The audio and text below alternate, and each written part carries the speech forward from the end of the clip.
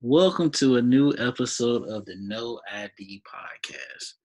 We have the wonderful, state your name, please. Stephanie. Okay, Stephanie. That's it. Stephanie. We're going to talk about a couple of things on this No ID podcast. We're improvising right now because, of course, with the COVID-19, I'm quarantined. Ain't nobody coming around me. Stephanie, tell us a little bit about yourself. Well, once again, my name is Stephanie. I'm of the non-20s group, so I done lived some life. So hopefully to be able to bring some of that experience into the conversation. I work in the finance industry. I'm a mother of one wonderful teenage son. So yeah, that's about, the gist of things that I'm willing to get into. So. Okay, Stephanie. So right now, we're gonna do a little bit different. Usually, I'm talking about people, doing different things and some extraordinary things. We're gonna talk about uh, a favorite show of a lot of people, Insecure. Let's talk about it. Let's talk about it because season 4 just came out last week. For all those that don't know, you get the HBO app, get the 7-day free trial, and then check the email and get another. All right. So, Stephanie, what's your thoughts so far leading up to? You saw the most recent one, I'm guessing, correct? Yes, I've seen both episodes. So, we can touch on a lot here. We all know that Insecure has all different types of dynamics to it. We got the friendship, we got the relationship part, we got the career part, you got the situationship, general dating, trauma that impacts your dating life and impacts your friendship. So, what I'm saying, you might have to navigate which direction you want to go first because it's a lot to hit. All right. So, I saw the first episode, right? And of course, this is after, was it Coachella, the festival? And Coachella. Coachella. Did you say Coachella? I did say Coachella. Public school. All right. So on this episode, the first episode, mistake me if I'm wrong, correct me if I'm wrong. Mm-hmm. We saw TSA Bay. Yes, we did. They had the block party. Well, no, they have not had the official block party. It's the mixer. Okay, the mixer. Yes, to kind of solidify some sponsors and things to prepare for the block party. So the first episode, it starts off, this is 4 months before the actual block party. So that's where it's starting off at. Okay. And we noticed that Molly is still with that, the new guy. Asian Bay / Andrew. Asian Bay / Andrew. And she got a little upset because he's dating other women outside of her. Yes. So the little scene they had on the way to the mixer, they're having a normal discussion about, hey, you gonna be free? Can we get up? He was like, nah. Friday, I have other plans, but I'm free any other day. So you kind of see Molly get a little like, oh, how people some try to, kind of hits a button, so they kind of throw in a little joke to try to ease it in. They're like, so what you got a hot date, that type of thing, But lo and behold, he is dating other people, and to him, he was like, well, what's funny about it? Letting them know like, yeah, this is what he's doing right now. So that's the whole little thing within itself. It is. Molly was one of my favorite people up there, but it's a lot of Mollys in the world. And what makes you say there's a lot of Mollys in the world? Because they'll get the right dude, but then in the way they have to find that one thing to just nitpick on because I don't know if they're afraid or whatever the case may be. Remember she was talking to one of my favorite comedians, Rel Hari. Hold on, who's that? You gotta refresh me of who that one was. Season 3. No, season 2. Then she left him for the dude that sung the song Classic Man. Oh, I remember. Okay, when she started dating people on from the league. Yeah. The exclusive, high profile people. My gosh. Yo, bringing up the dude from Classic Man. Yes, that season was a hot mess. I mean, when isn't Molly a hot mess? But it was a hot mess because when she was with old boy, what do you remember his actual name in the show? I don't remember his name. Okay, but everybody knows we talking about Classy Man, so you know what we're talking about. Yeah. All right, so she was kind of Did like you, the stuff she was sliding in, and when he was over, they had their whatever, and he was like, she was like, well, you can leave I think one of your suits here, making those little comments like that, like just kind of like, oh, okay. And then at the little party, at the engagement party of one of her coworkers, you know, because the impression that she made on him, like so far as like, oh, almost is like he looked at her as needy, right? So he pretended to be her boyfriend, like when they introduced, at the engagement party, whatever. And he jumped in and was like, boyfriend. So when they got by themselves, she was like, oh, boyfriend, kind of had being excited. She thinking that, oh, maybe this is about to be something. Maybe he's doing that to step up, and like he's trying to actually establish like, okay, this is what we're doing. But in actuality, it's like, nah, like I thought that's what you wanted me to do.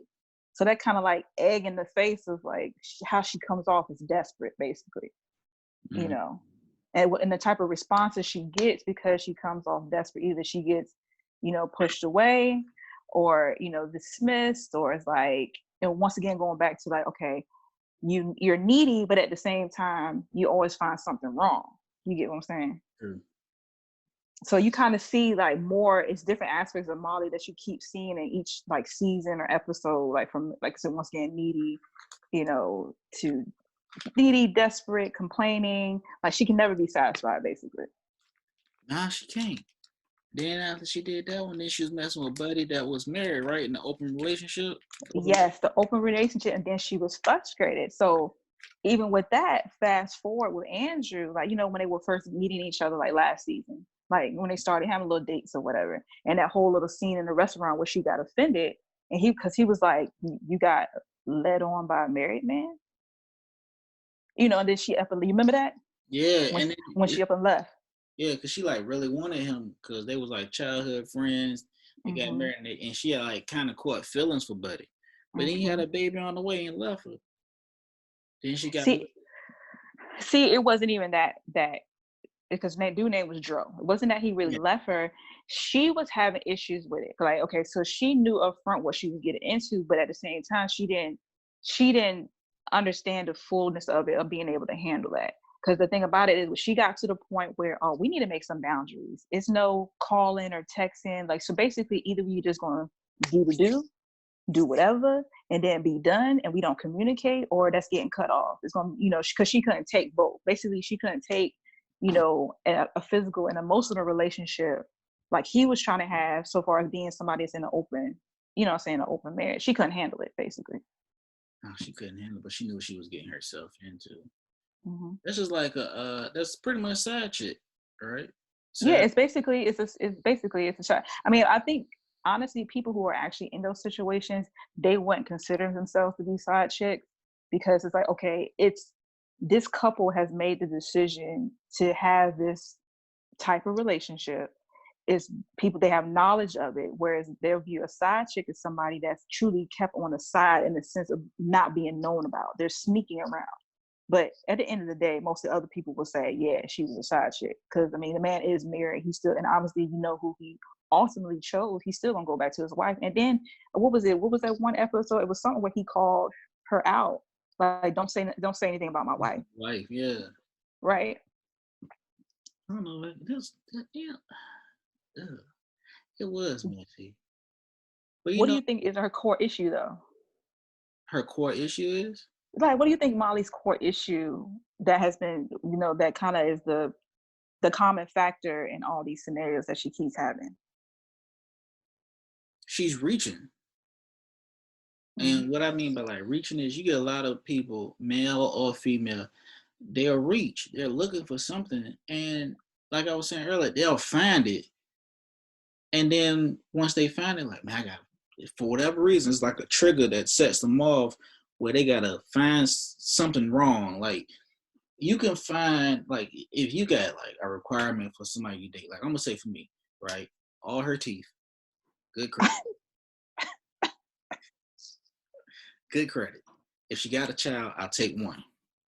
Okay, I'll take one. Mm-hmm. Two, kind of pushing it. All right, real cool vibe, and they know what they want in life, right?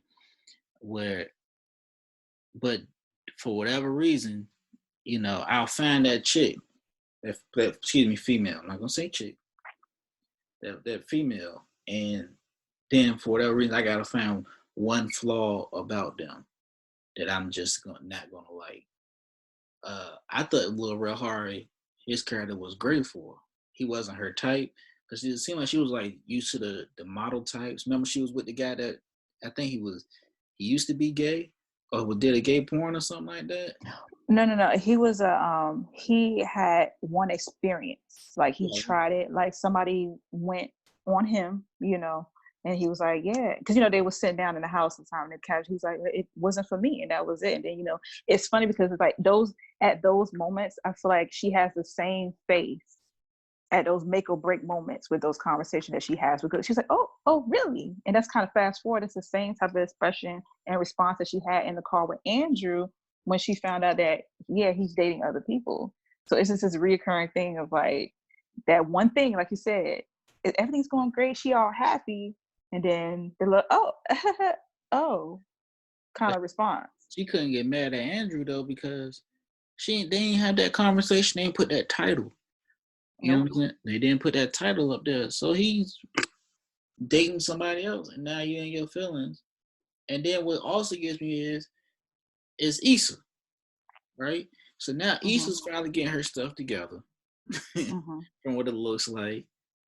The stuff with Lawrence ended, but she Mm-hmm. ended that because she cheated, and then she Mm-hmm. just, I guess she used to Issa being that dumb friend,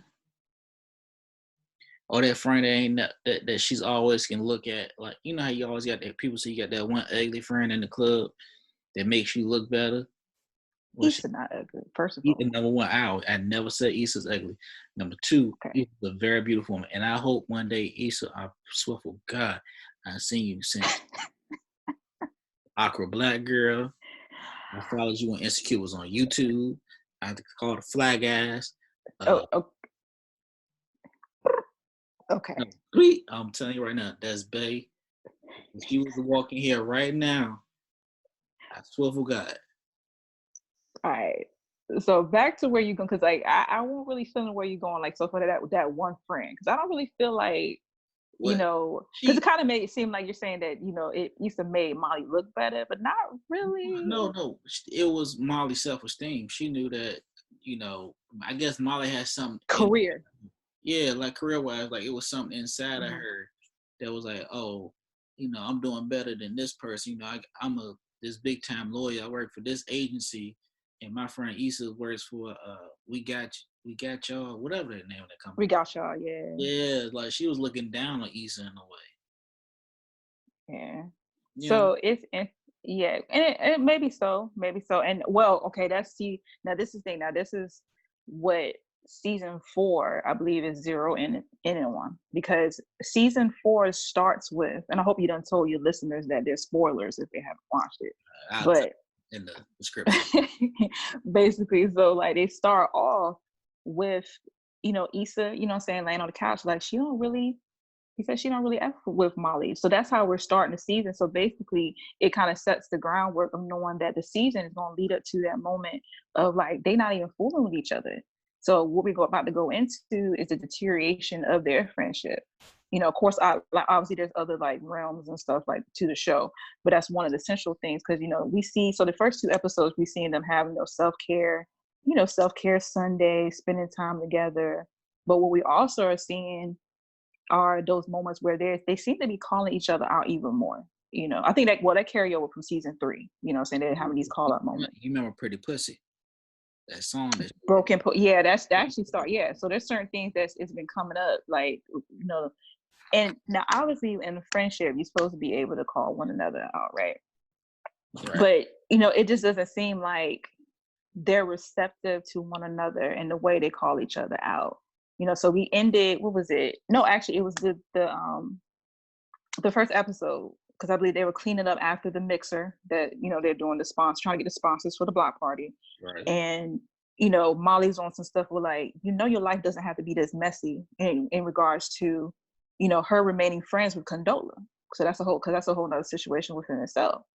When it became the surface that, Condola, was dating Lawrence, and then side note, because Lawrence's homeboy kind of called this out too. He was like, you don't piss in the pool that you swim in. So basically referring to how he ended up meeting Condola, at the baby shower, at Tiffany's baby shower. So it's like, it kind of was a thing that shouldn't be surprised that she was connected to somebody. Obviously she's connected to the people there. You know what I'm saying? When you start dating people within a certain circle. So it ended up being that. But anyway, so she's calling out the whole relationship with Condola, the friendship or whatever. But just reading stuff online, some people are commenting on how Issa seems to be actually maturing in some ways, in a sense of like she's trying to get her life together, where she's, pursuing the block party and everything, and actually is trying to handle the situation with Condola and Lawrence maturely. It's like, all right, that's past. We can still work together and move on. So there's a whole dynamic connected with that, in regards to, okay, she has that going on. And then Molly, still trying, peeping certain things. Because there's another thing that's coming out, and it really shows in the second episode how Molly is jealous, the jealousy that's coming up because of her friendship that's developing with Condola. You saw that with the lunch thing, like the menu, exactly, everything, yeah. And maybe trying to hand the purse. She might be feeling bad too. Might got a little bit of not just jealousy, but she got like a little bit of doubt because she see Condola is actually uplifting Issa. That's You know, it. because I think in every episode they had, she never really uplifted. She wasn't supporting. Yeah, She was supportive. Yeah, she was not supportive of the block party. And like, I can't remember if it was, I don't think it was this season. I think last season, like leading up to this, if I might be wrong, but I think she had even made a comment of her, like, you still on this block party stuff. You know what I'm saying? I might be wrong. I think she did make a comment, almost something along those lines, to Issa, like, you still on this block party type stuff. But over here, you got Condola, like, really uplifting, or even, diving in with her expertise to try to help. And then also another element, if you notice in these blue episodes, they haven't really been spending that much time with each other.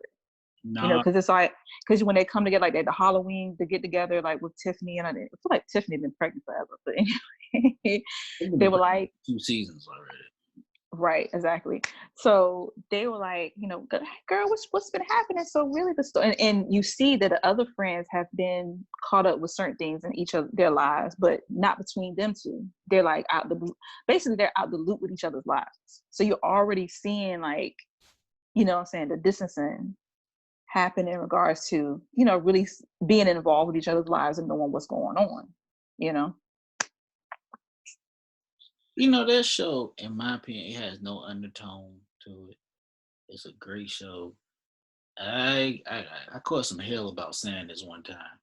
It kind of reminds me a little bit of Sex in the City, but it has a lot of Living Single mixed into it. It kind of is a modern Living Single. The writing's a lot better than what Living Single was. After they moved the dude into the apartment and moved Sinclair out with Overton. Yeah, that's when it started kind of going down a little bit, when it was transitioning like that. Yeah, it transitioned. But it reminds me of Living Single. Now I will say this one too about season 4. It's got a lot edgier.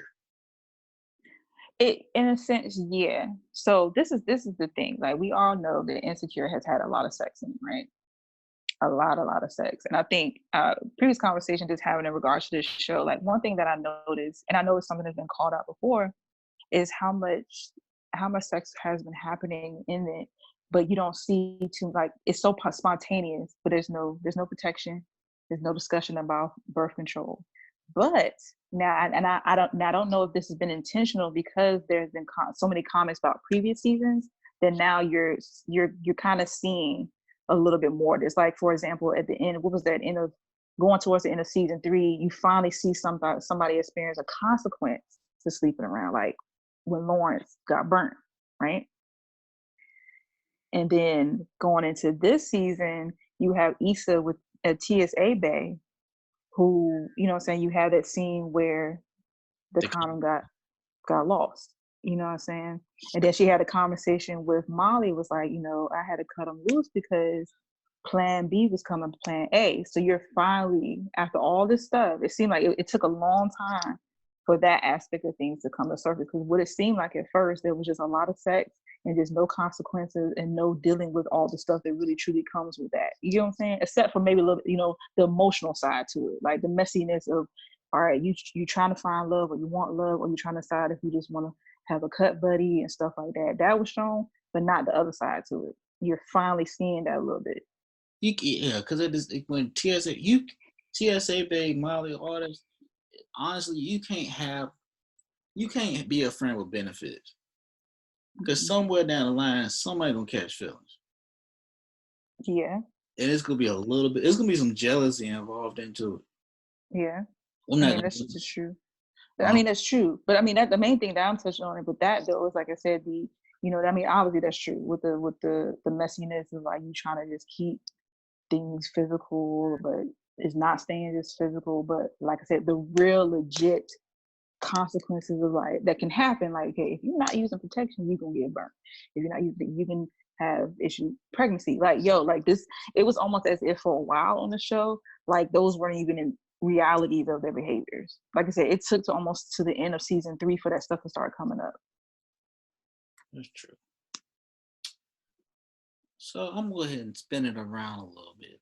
Get a little serious. This pandemic, what's your thoughts?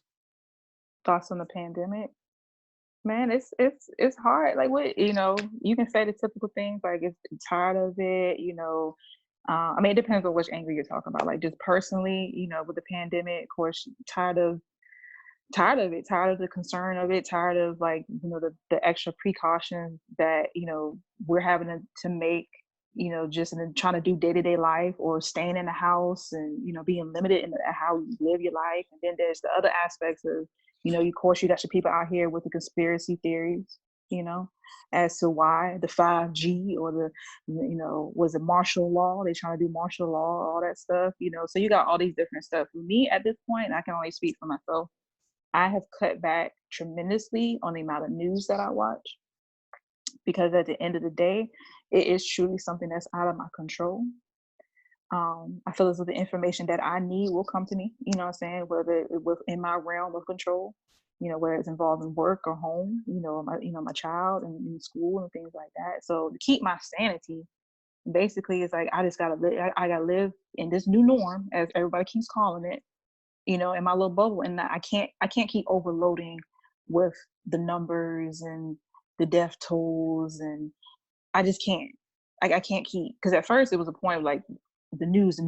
What's the toll? What's the thing? How many people? How fast is it spreading? Like, at this point, after over a month, what was it, been a month and a half? I'm good. I don't know.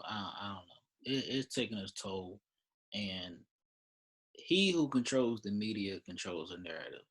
When this whole pandemic happened, you saw everybody going to go buy hand sanitizers, face masks, and gloves. Then I don't know, something came out on the news. Then you saw the issue with chicken. There was no more chicken. Then there was no more vegetables and fruit. Now there's no more toilet tissue nowhere. No, it started off with no toilet tissue. I'm like, well, you got to eat something. And the crazy thing that gets me is all that stuff is gone, but vitamins are still there. A lot of people have called it out, that people aren't doing the things that need to help boost your immune system in the midst of it. And it's the basics too. Like, my thing is, like, if you got a cough, cover your mouth. You sneeze, cover your mouth. If you're feeling sick, stay at home. You still got people that will come in there and call without not taking the proper precautions. And working in professional settings, the first thing people want to do is, when they come do business with you, Shake your hand, of course. So they don't want to. And you already know. I know. Like, I cringe when before this was happening, and just doing business, and, like you said, in professional, greeting somebody and working with somebody in the office. They want to, like, I don't want to touch your hand. Like, I already don't want to touch your hand. And people need one. I'm gonna say you right. Stay away from the conspiracy theories. Stay away from the news, because I've watched the news a couple of times, and I'm gonna be honest with you. I hope I ain't gonna get no backlash for this, but I may. The numbers are never. It could be the same day. I don't know how far this thing is spreading, but it seems like 1 minute tolls will be at a high number, and then it'll be at a different number, like a lower number. But the numbers ain't never consistent as far as the news all over, whether it be online on television, Mm-hmm. and it's affected me professionally, not just at work, but my second act. If people don't know, I am the funniest motherfucker in Virginia. Um, so I'm just playing. I am a comedian, and now what can we do? You know, Before this pandemic, I probably would have recorded this podcast in person, but of course, through the help of Zoom, I have to record it through Zoom. But what sucks, I'm gonna say this and getting this off my chest. What sucks was I've been doing comedy for a year, so I hit my 1 year anniversary back on March 23rd. 1 year being in comedy. I got my diploma. I just now started getting showcases. I was just now started getting paid gigs, and boom, that's gone. Uh, I'm at work. I am literally, we're literally locked into that building from Mm-hmm. from open to close. Mm-hmm. And for those that's actually coming to do business where we work at, we don't keep your attitudes to yourself. We scared too. The only difference is you can go home after you leave us. You Mm-hmm. can go to the grocery store, go get all that stuff. We don't have the accessibility to those things. We're on the front line. I'm risking my life just like anybody else. We all risking life. We don't know we never been in nothing like this. So keep your attitudes to yourself. And for those that love to withdraw cash, known fact, the coronavirus can stay on money for up to 7 days. Not 7 business days, but 7 days. Okay. So for all y'all that's withdrawing, let me withdraw $20. Let me withdraw $10,000. All that crazy astronomical stuff. Why? All you doing is going to club, Walmart, and you're federally insured, not for cash, but for your account for up to $250,000. $500,000 is the thing, and some of y'all ain't got that in your account, so I ain't gonna put y'all Mm-hmm. out there like that. But And please, uh, let's also touch bases on the fact that your local banker or teller does not know when your personal stimulus check is going to be deposited within your account. We don't know how much you're going to get. We don't know which account is going to get deposited into. Let's just go ahead and put that on the table right there. yeah, just put that on the table as well too. Let's also put this on the table too. If you get your stimulus check, that does not mean that you call the bank or your local credit union, okay, and complain about the money that you thought that you was gonna receive. If you got $1,200, you got $1,200.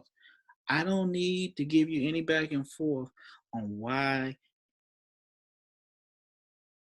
I don't know why you didn't get this amount. You need to talk to whoever filed your taxes, or you need to reach out to the IRS. Plain and simple. Mm-hmm. Okay. You will get directed right to the IRS website. They will have that information. I had someone that was mad. Why was it deposited in this account? I don't know, sir, but you would like me to transfer that for you? It, it's Yeah. So basically, let's cut the unnecessary stuff. Please go to where the source that's going to be able to actually give you that information. Your financial institution is just receiving the check, and that is it. Exactly. And I'm gonna tell some people, just break down some math here.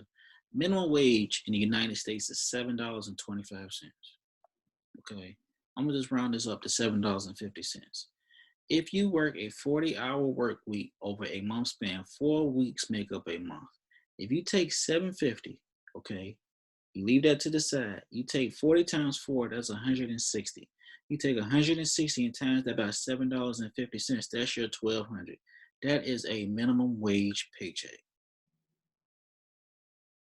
So this $1,200, you get it for 1 month, and for another, and keep it to your savings account because this is money that you was unexpected.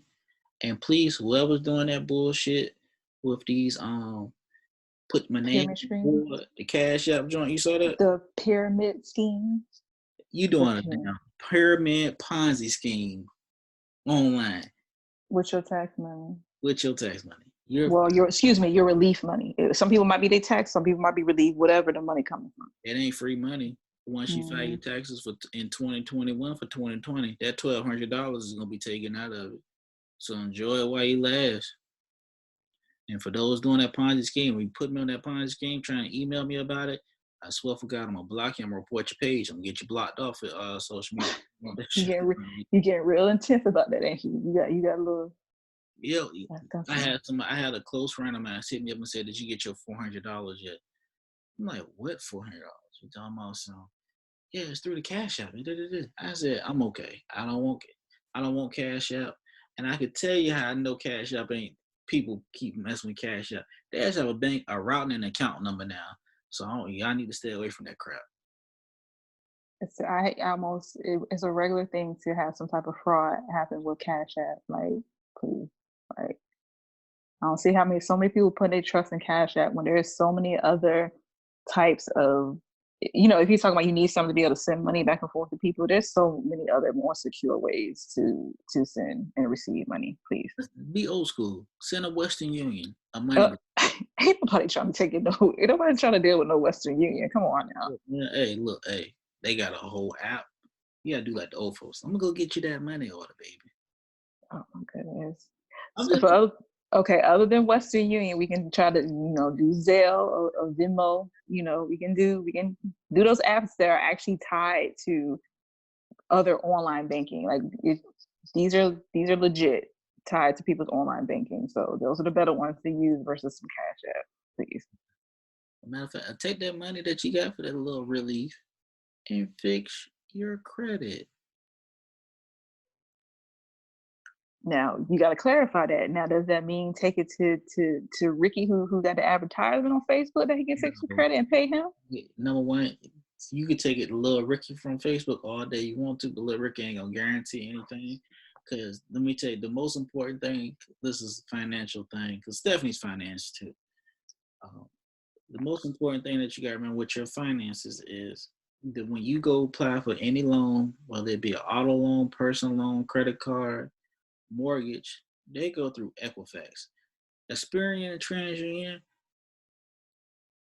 you're wasting your time. And that's probably what Lil Ricky on Facebook is fixing is your Experian and your TransUnion. You're not doing anything. Okay. If you see something in your credit report, try and do a settlement.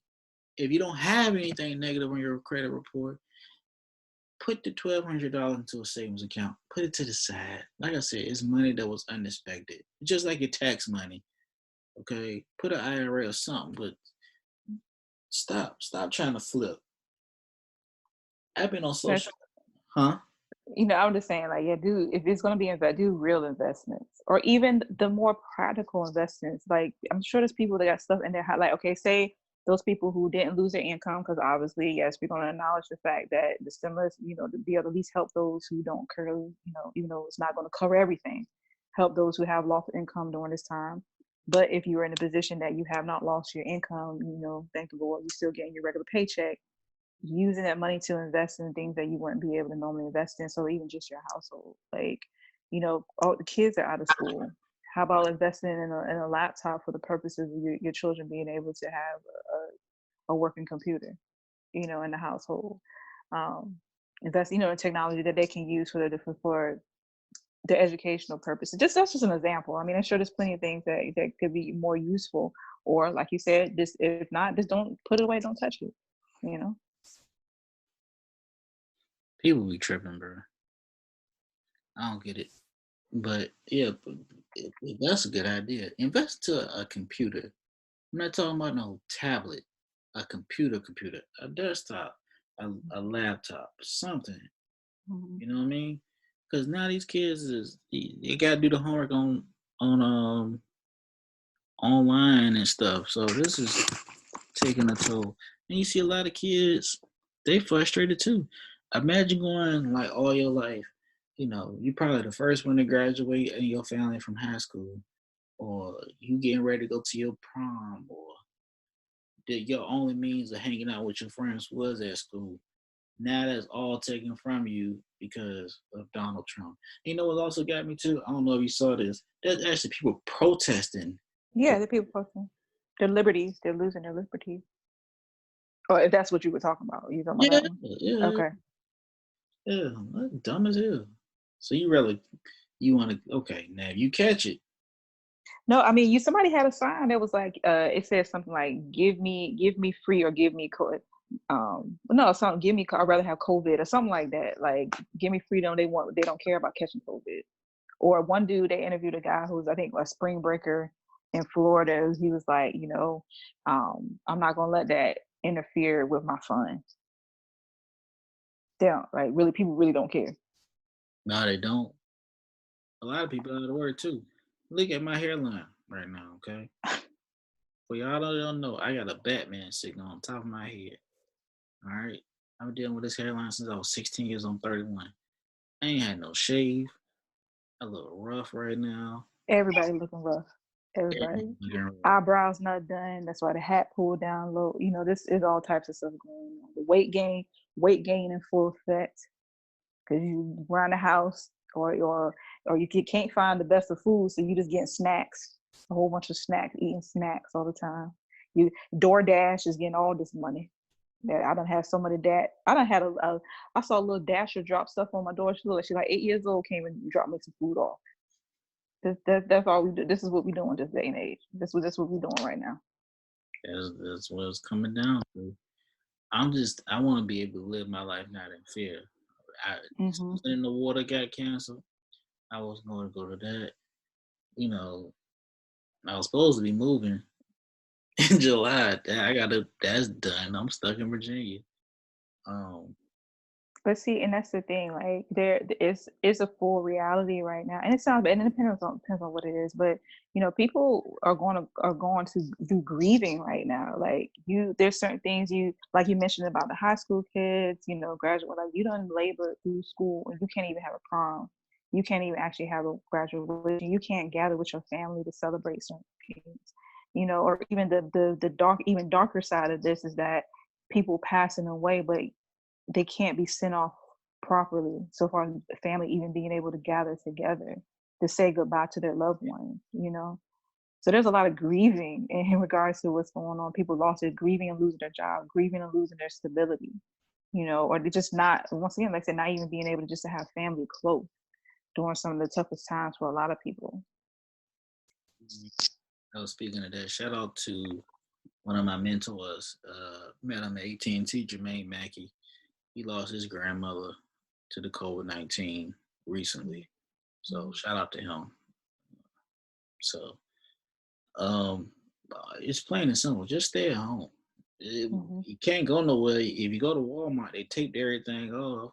Target taped it. The grocery stores tape it. Stop and keep your fucking attitude to yourself. It's plain and simple. We are in this together. That's what people don't realize.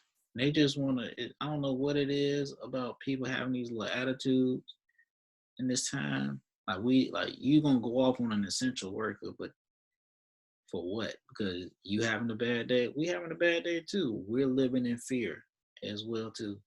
We have kids. Some of us have families that we got to go home to. Um, like I said, we can't get the necessities that we're able to get because we have to get up to go to work. While you have to get up and go to the grocery store and panic shop. There should be no reason. I went to the store. True shit. I went to the store.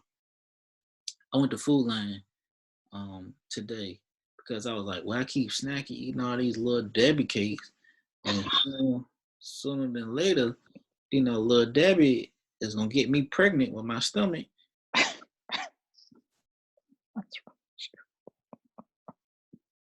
I went and got some fruit, and I right. saw, and I went down the aisles, and I just saw nothing in the cleaning supplies. Right. Right. Like you can't, like the whole shelf. Went out of business when I went in there. And you know what's crazy? If they was to say, we for the COVID-19, this is the lockdown gonna be lifted. Them same people that bought all that shit gonna probably trying to return it. For real. Oh, it probably be that one. There's be somebody, what I'm saying, done overstopped and got like 10, 10 things of Clorox wipes and all types of stuff. I'm like, all right, I don't need all this and trying to get the money back. But no. They can't. They've been trying to sell it. I know y'all saw a dude in New York. They seized him for toilet tissue and a face mask. Yeah, they've been cracking down on that. Like there appear to people legit trying to like take a can of Lysol and selling it, trying to sell it for $50 and stuff. Like, what?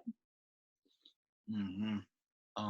Yeah, but also too, come November, with elections, you got your absentee ballots. Make sure you do your absentee Oh, ballots. yes, get it. And that reminded me because I have my little thing in the mail to be able to set up. Yes, I got to pull out in the Make mail. sure y'all vote, okay? Because I don't care what nobody says. It's a distraction.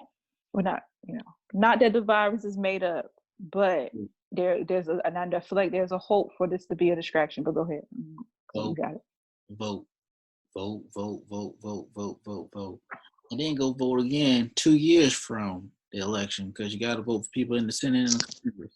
And make sure you're doing your stuff for the Census Bureau. That's All how, right, done mine. huh? I did mine, the little mailage, and make sure you don't throw away the letter. You see sentences. I got like 2, 3 of them in the mail to remind you. One was a long rectangle, one was the bigger one. Just take one of them, open it, go ahead, log. It's pretty simple. Go ahead, log in on your phone. Do. You good.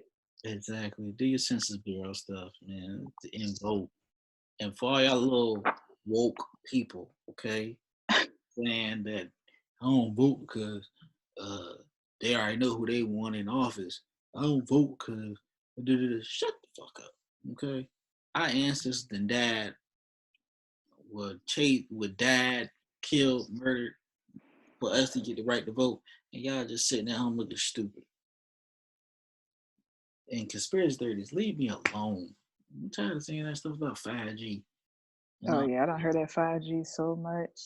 But then you also got the other conspiracy. You got so many different types. You got the technology conspiracy with the 5G. You got the government conspiracy with the martial law. You got the spiritual religious conspiracy with the mark of the beast. If they do the vaccine, actually be a mark of the beast, or like something about Bill Gates going to make a chip. This will be like a chip to detect the virus, but that's actually the mark of the beast. Like all this extra stuff. Like let's deal with stuff and when it actually, if and when it actually happens. the most annoying thing I heard about this conspiracy theories? The corona's here, right? Well, I had that back in November. Oh You ain't had nobody say that yet, too. no, I haven't. Were they traveling? Where were they? Oh, Where were they at? they in Virginia. They was like, I swear, me and my daughter had that back in January. I'm like, what? They The told flu? me respiratory infection. Yeah, I've been getting that a lot, and them hypochondriacs too. Mm-mm. Mm-mm. Stay home. You know what I'm saying? Save your money. Working at the bank, there should be no reason why I'm paying. You should have your account going negative at all. Well, usually I like to end this segment off and ask my guest, which is Stephanie, your top 5 comedians, no particular order, dead or alive. Top 5. Okay, like that's it's funny because like the TV has right now, it has Bernie Mac on it and Chris Rock is like already on the TV. I'm not say I'm heavy into comedy, but I would say if I were to have to name people, they would probably be among them. Bernie Mac, Chris Rock. You said top 5, right? Top 5 dead or alive. You can have a starting 6 man though. Somebody to come off the bench. Uh, dang. Who else do I think that if you see him? Oh man, I'm not a comedy person. I know this is gonna say that somebody probably roast me for this. Chris Tucker. How gonna rush for Chris Tucker? I don't know. I just feel like somebody would roast me for Chris Tucker. Um, who else? Um, Red Fox. And who else? Red Fox. He's like that's like grandfather, like you know. And I got one more. Oh, Let's no, see. pause. That's not Huh. grandfather because the stuff he portrayed on Sanford and Son compared to his stand-up was night and day. Okay. See, I'm used to like show Red Fox movie Red Fox. I haven't really listened to that. Oh, I am tripping. Okay. So um I was like, let me just slap somebody back because these people are really Sinbad. Sinbad, excuse me. You make the face. You sit here and listen to him tell stories. Okay. He can, Sinbad. Yeah. And I know now this one, yeah, somebody now, like I said, our name, that's fine, but I'm gonna push somebody a little bit to the side. And I know now, yes, somebody will burn me for this one because of all the extra mess, but Bill Cosby. Because I think for me, I think I like storytelling comedy. Like somebody who's gonna sit down and still talk about real life scenarios and that they can sit down on the stage in a chair and just start talking about real life scenarios. So I said Bill Cosby. But I know somebody out there like, ooh, saying what they got to say about him. I understand that, but but you don't say nothing about Louis C.K. mm, mm, Exactly. yeah, But yeah. my top five, some people know them, some people don't. Go ahead and say it, no particular order. Ali Sadiq, catch him on comedy. Oh, That's Joe Coy. oh, I thought it was. Ali Sadiq, Tony Woods, Richard Pryor, Lavelle Crawford, D.L. Hughley, and six man Joe Coy. Oh, that's my. He was funny. You all know Dave Chappelle. I always gonna say Dave Chappelle because from what I was told, and I may be reaching or not, somebody Uh-huh. did tell me my jokes are a little cerebral, like Dave Chappelle. But see, when you saw me do stand up, I try and keep it a little clean because I got to read out the crowd. I'm gonna be honest with you, I got when I see depending on me white people in the crowd,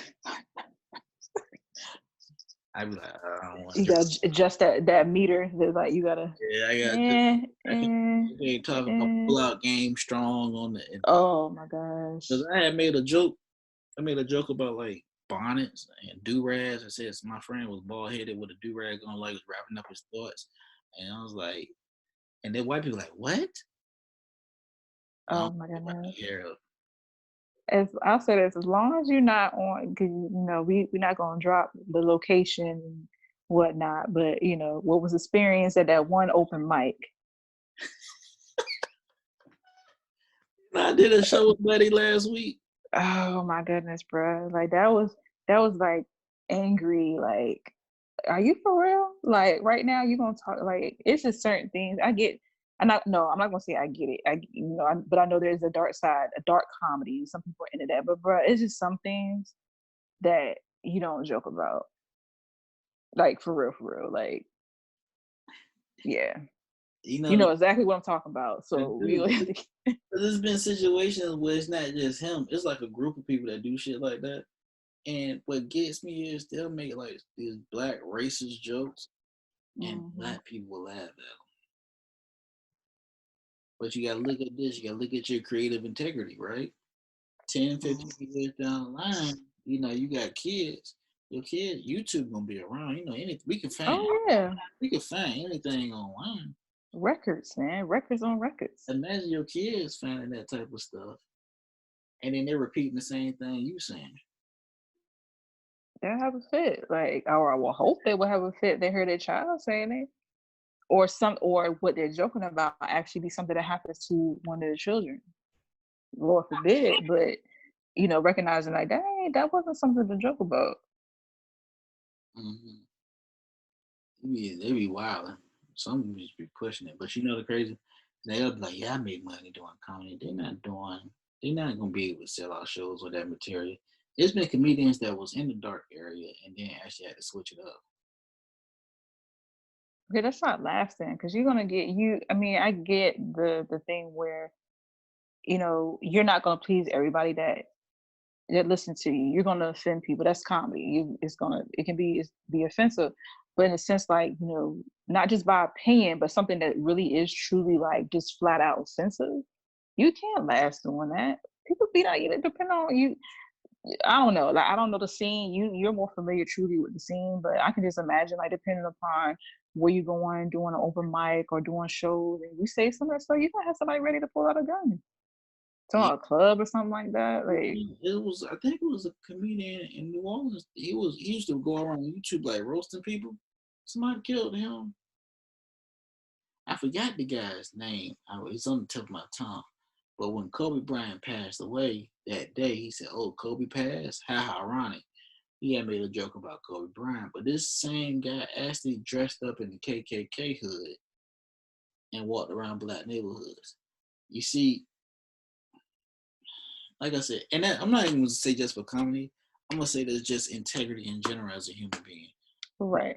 You gotta leave a foundation. I ain't got no kids and that, but I would hate for my kids to see me in doing that type of stuff and saying that type of stuff because they sensitive to it, and then they Yeah. repeat that to whomever, and then I'm getting called into the principal's office because my daddy said. Yeah. The desensitize like, if that's what your standards are and what what you're reflecting so far as character, that's gonna shape your children's character. Like you're showing what you set a standard to them of what's okay, supposedly. This seems to be okay because this is what you're saying, this is what you're doing, and it's sad. Oh, speaking of that, I'm gonna get ridiculed with this one. Nick Cannon's one of my favorite comedians too. Okay. Smart guy. People don't give him credit. He kind of got what Keenan Ivory Wayne's doing. He putting a lot of people on because Keenan Ivory Wayne's put his whole family Yeah. Yeah. on. He Oh, put let's touch on that a little bit too. Like in regards to now, the Wayans brother, they have, especially with some like the movies that they put out over the years, like the real. I know somebody will be upset with me can describe it like this, like that real over the top, corny comedy. Does that make sense? Like that corny, like over the top, like acting outrageous comedy, like how or what was it? I don't think they necessarily did those. They were mocking the scariest movie, or what was scared. the other one? Gin and Juice. What was it? What's the name of the movie? Why in South Central? Yeah, I remember. Yeah, like movies like that. Like what is your view of that type of comedy? Like the real ridiculous acting, super silly type. So after Scary Movie 2, when they took the Wayne brothers, when they took Sean and Marlon out, I started watching it. Mm. When it came to Don't Drink Your Juice in the Hood while living in South Central, I love that movie. I can quote that movie back and forth. I can quote Scary Movie back and forth. What movie can't you quote? I watch a lot of movies. If you give me one scene, I promise you I can act it out. Plain and simple. But I like that shot too. That straight one. But Oh, but it has to be done in good taste. You know, because you had a lot people gonna like do a lot of parodies on popular movies and add this and that into it, and it has to be done to a certain art. The Wayans capitalized on it. In my opinion, was Scary Movie. That was hilarious.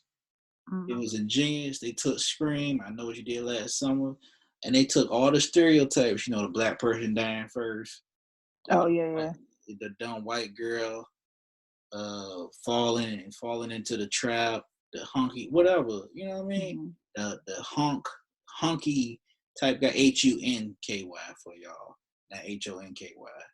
The cute white guy that's supposed to be the savior, and then his goofball friend and this person behind it. It touched on a lot of topics. It was genius in my opinion for Scary Movie 1 and 2, but of course this is why paperwork and stuff and trademarking and copyrighting and patents and all this stuff and owning your franchise and your brand is important.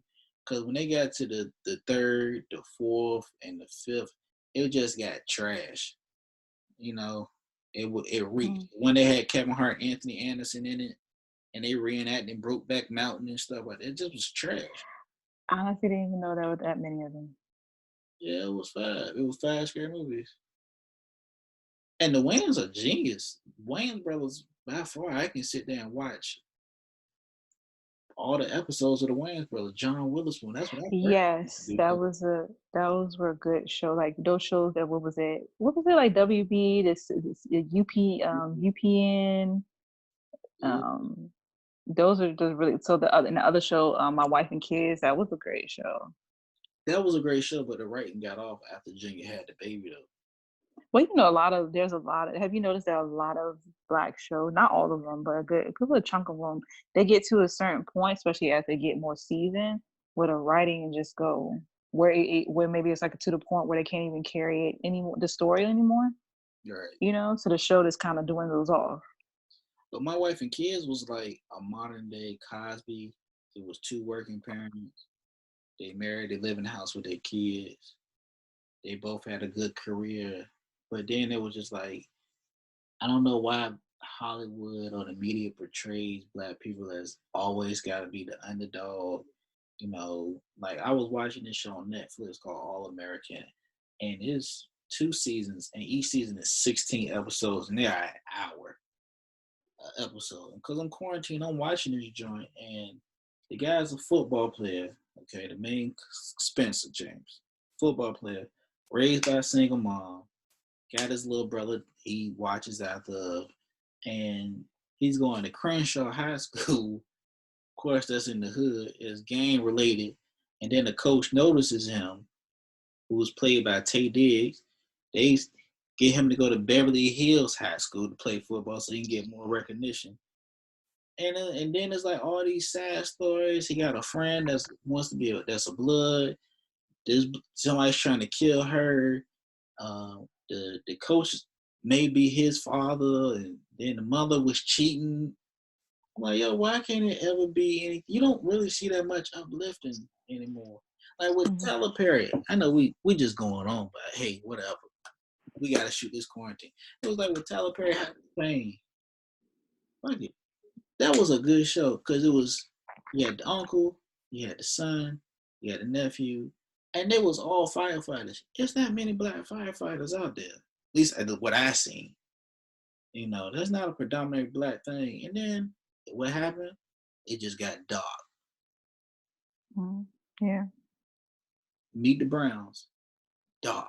I'm like, damn, why is everything It got got dark. It's what happened. It's okay. I didn't keep like I like. There's very few shows that I kept up like all the way to their ending. So like, what happened to Meet the Browns? well after the movie came out, because the movie came out when the show was out. So it was Okay. well known that Cora wasn't Brown's daughter. So he was still Mm. claiming her like that. Will and Sasha, they was trying to have kids, but they couldn't have kids. Oh, and she did, but there was a point where I do remember that. I very little bit about the show. I do remember when she was taking birth control behind the back. I don't know if it's because she was scared. I think maybe I can't remember. Did they lose? They had a miscarriage at first, so they were supposed to be trying again, but she was scared, so she was actually taking birth control behind his back or something like that. Yeah, and then with House of Pain, what happened with Calvin? Him and Miranda get into it. The house burned down. They got money issues. He got bad spending habits. They had to move back in. He had a baby outside of the marriage, but that was before he didn't even know about the baby, so he got faulted for that. Then he messed around on Miranda. Then the baby suffered burn. One of the babies suffered burns in the fire. I'm like, damn. Then Miranda, she leaving him. He gets shot. He got PTSD. I'm like, damn, man, can't none of our shows end on a happy ending. Moesha, I love Moesha. The next thing you know, the little brother, he getting kidnapped. Yo, I don't even remember that. Kidnapped? Yeah, Miles was kidnapped. I remember Miles, but I don't even remember him getting kidnapped. Yo, No, you got all the storage of all the shows and movies up in your joint. Like it's shout out, there. shout out to the venue on 35th Street, Performance Playground, because that's the ones that been getting me right. That's what I've been over analyzing for sure. But it never ended right. None of them shows end right. What about the Parkers? Let's see. Let's throw some ones out there. What about the The Parkers? Parkers. So it was like in my opinion, it was a mix of family matters because Laura was chasing, not Laura, Steve was chasing after Laura. So uh, Kim Mama was chasing after Professor Ogilvy, Ogleby. Ogilvy, whatever his name is. Then they graduate. Kim couldn't graduate. They still in that Unity. What was it? Unity or whatever the name of their band was. Oh yeah, I remember that. Yeah, Yeah, yeah. and then she finally gets over the professor. Starts dating this dude with his little. He had a skunk in his head, so he had like the black hair with the white line or whatever. And then she pregnant, but it might be the professor's baby, and then she gonna marry this dude. Then professor confessing his love. I'm like, it just got trash. Mm. There's a You lot of remember? trash shows. You remember the game? The game fell off. It got bad. That joint got bad. That used to be my show, but it's just like when she was Melanie in that show, like this her hot mestedness. That's word. Dealing with old boy, what was his name? The tall dude. And when she was on that break from Derwin, and Derwin was with Janice, whatever her name, Janice, and they had a baby together. But then Melody and him got back together, and then like Tasha character was over top. There was the other dude name was over the top, cocky. Like it was just Malik, yeah, crazy. that made Malik a whole Malik, yeah, drug addict. I'm like, he was my favorite character. yeah, he was a hot like he downward spiral like just like. Then Kelly and what's his face got a divorce, and she was on doing her own reality show after the divorce, and I don't Then know. Then it Bill was had, yeah. and Jason's daughter had no problems. Then he was dating Brandy. I'm like, it got dark. Girlfriends got dark. I'm like, yeah, damn. Oh well, you talking about how what was she her and the guy who the girl who married the white doctor, and their relationship was just real bad. Yeah, yeah, yeah, yeah. Cause he left her, didn't tell her why he was leaving. Then he found out he was having a baby, But and he then still wasn't trying to fool with her once that she was pregnant, all right? He was still just done with her even when she was pregnant. yeah, he was done with her. It was just dumb. It got dark. Everything, all black shows got dark. The only shows, and I don't care what nobody says, that didn't get dark in my opinion. And I know he's locked up for whatever he did. I wasn't there. Was the Cosby Show, and then he came Yep. back out in the '90s with Cosby that used to come on. See, That was what's the name of the dude that the skinny black dude was in that show? That was a good. That one was good. his name was Dougie Doug or something like that. Yeah, yeah, yeah. That was him. Yeah, yeah. Yeah, I remember that one. That was oh, you remember Malcolm and Eddie? Malcolm and Eddie was a good show. Malcolm and Eddie was good. Malcolm and Eddie Mm, was genius. that was a good I remember that. That was classic. I remember that was good. I'm gonna take you back. I'm gonna see you remember this one. Homeboys in Outer Space. Exactly. I, I remember the title, but like I can't remember like recall any of the actual like episodes of it. 3 episodes. I think it was 3 episodes. They air about. They got a hoopty Cadillac for a spaceship. I was like, this trash. I definitely remember the title. Yeah, Kevin Hart had a show, The Big House. It was just like the Fresh Prince of Bel Air. I love that show. They canceled it. Uh, Hang with Mr. Cooper. I love Hang with Mr. Cooper. Hey, yes, Hanging with Raven Simone was in that. Yeah, that was a good one too. Did you like the Steve Harvey show? I did like the Steve Harvey show, and he had another one that came out early. It was Me and My Boys. Used to come on ABC. Exactly. I know y'all like, hey, you got Mm. some. You remember all the black shows that existed for? There was a few of them because I feel like I can picture. It's another one I can picture in my mind, but I cannot remember what the name of it was. It was quite a few that was out for their little spans of time, and Yeah, then they were just gone. Tina had the preacher, the Reverend. He had that show on TV Land. He had a skit comedy show that came on Fox, where he had Randy Raquel Robinson in there, who was Tasha Mack, and that was pretty dope. Remember the Rock? Remember not the Rock, but Rock. Oh, I remember Rock. Rock Yeah, was like, Trash Man. He was the family. He was a but Rock was like, even though it had its moments, even though it had its moments, it had he was just trying to do right, and the neighborhood was falling behind him. mm. But then, like I said, Heavy D shot Clifton Powell, and I'm like, yeah, dang. They had the girl move in with him. I remember that show, See, South you Side. remember more details than I just. I remember South Central with Lorenz Tate when he first started acting. Single mama working at the grocery store, Gang Life, Crenshaw. It seemed like every time shows back in the day, they want to perpetrate gang life, they go to Crenshaw. But Mm-hmm. yeah, that lasted, and that had Hakeem, the guy that played Lamont Bentley, who played Hakeem and Moesha in it. That's what he got to Moesha. And Mm. before Moesha, remember Thea? Thea was okay. Alfie, you mean was it Alfie or No, Thea? it was just Thea. It was just Thea, okay. Thea. I don't know. Yeah, Was was Brandy in that one too? Brandon Thea, Brandy was. was in the. Yeah. Okay. So was Jason Weaver. Oh dang, Jason Weaver. Wow. Did he sing with? Did he have a song with Ching? Yeah.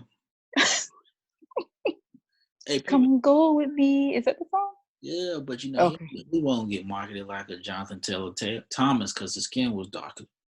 But Mm. he was smart when because he sung all the parts of the Lion King that came out in '94. Uh, but Oh yeah, yeah, he still get royalties from that. yeah, which was smart royalties for y'all people in the music that want to do music and stuff, shit like that.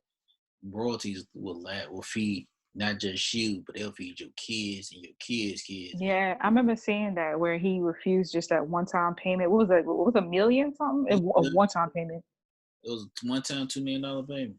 versus royalties, and that was a smart move. You know, most people would be like, "Let me get that million," but then if you really, but if you are truly thinking about it, like you said, that royalties are going to pay you for years on years on years I think versus just that one time. yeah, I think up to 75 years. That's whole life. Like if you already grown plus 75. Yeah, you get money off the streams. Of course, if you go ASCAP or BMI, I don't know if you watched Wild or not, but you just saw was it E-Man Hudson and Spoken Reasons going back out about that song, asking all them questions. Oh yeah, I was hearing about there was something going on with that, but I didn't see it. But I remember him from asking. Everybody know him for well, not everybody, but I think our age groups knows the asking all them questions. And it's funny, I don't think a lot of people know who Spoken Reasons was because like, who is that? And hey, I gotta give it to Buddy. Buddy is works hard, but I'm not. I never You found talking, his stuff funny. talking about Spoken Reason? Yeah, yeah. He did. I think he just like built like a little general. I don't want to call it like I'm downplaying the guy, but like he had a little fan base, but he never, from what I've seen, because I don't, not that I pay consistent attention to him, that he really branched off into anything that truly set him apart and really created something for him. Not that I've seen. I could be wrong, but I mean, he did that one movie with Melissa McCarthy and Julia Roberts. He was in what that. was? He was smart. He had a little small role in it. So I But don't who remembers that? Like who, you know? nobody do. You gotta leave a legacy in this joint because at this point you gotta have full hats to make money. Yeah, I mean that's a whole nother top. I guess with because that just made me think about how people they start their careers on YouTube, and it's like you have those that and I wonder about like sketch comedy or like the little video doodles and they based upon their career, they're full-time YouTubers, and you think about you're like, okay, can you really do that for 20, 25 years, 30 years? What's the expiration date for doing that, especially if you're not branching out to other things? I don't know, but I know I can tell you like honestly, if you got the attention span like I do, like I'll follow them like, damn, buddy funny or she funny. And I'll probably say 2, 3 months later, unfollow. Yeah. Do the same stuff. But it's like one person I say was like that's actually turned it from doing like Vine skits to Instagram skits to now doing like little small movies on YouTube or two people. That's corporate. He got like this thing called Chicago Be Like and Desi Banks. Them the only two that I've really been like listening to. I'll give it to the other ones like B Simone and stuff like that. But like I don't know the expiration date on that stuff. But if you're still stuck on like getting your monetary value from YouTube and stuff like that, and you're not branching off to like maybe a movie or something like that with a big name, Hmm. Hmm. and you ain't really doing nothing, in my opinion. Have you heard of there's a dude called T Pendale?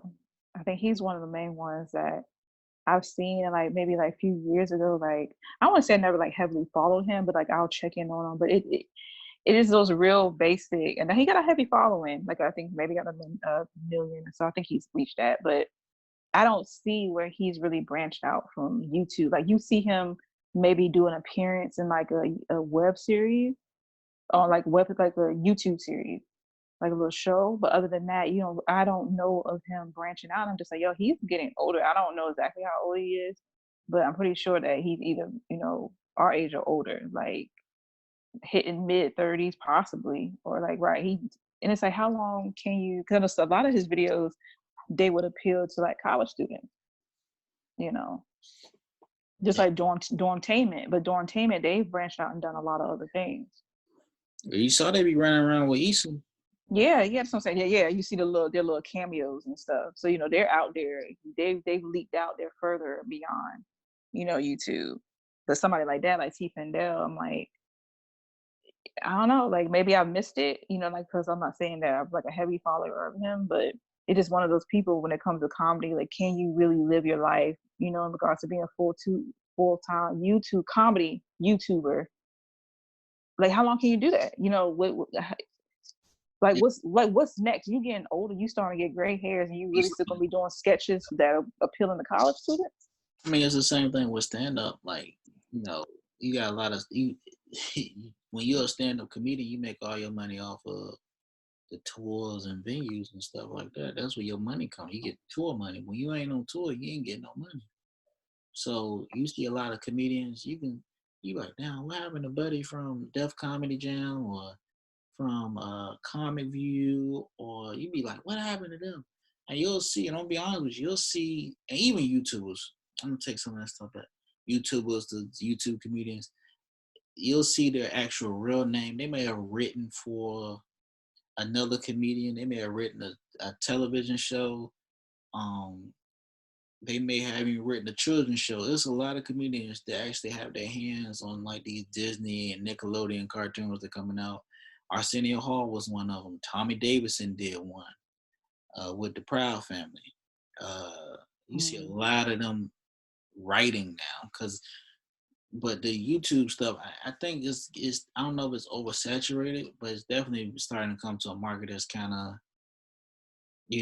like what's your next bet. But a lot of people may see YouTube as, all right, I can't get a CBS backing or a BET or HBO backing, but I can get on YouTube and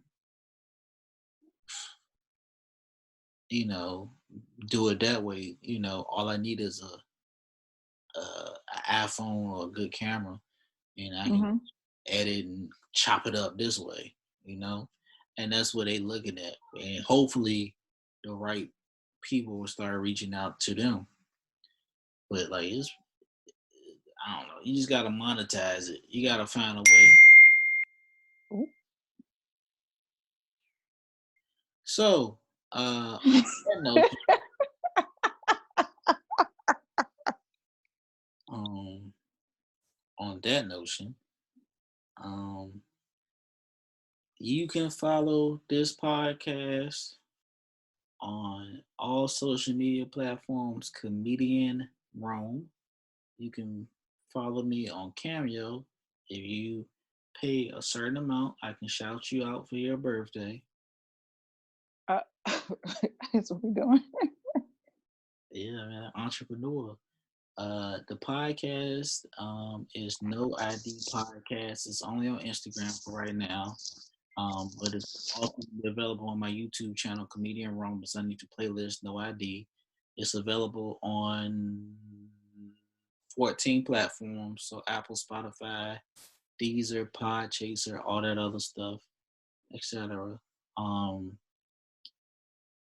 I don't know if there's any upcoming projects, but every Thursday via Zoom. You can check me out. I won't be on this Thursday, but next Thursday I will be. Is the Comedy Get Down. Well, it's a virtual comedy show. It's probably 10 to 15 comedians doing 3 to 5 minutes. Stephanie, anything that you want to add?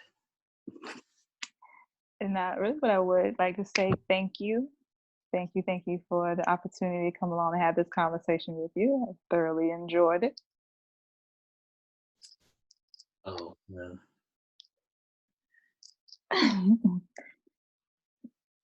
Yeah. All right. Yeah. Have a good night. Thank you.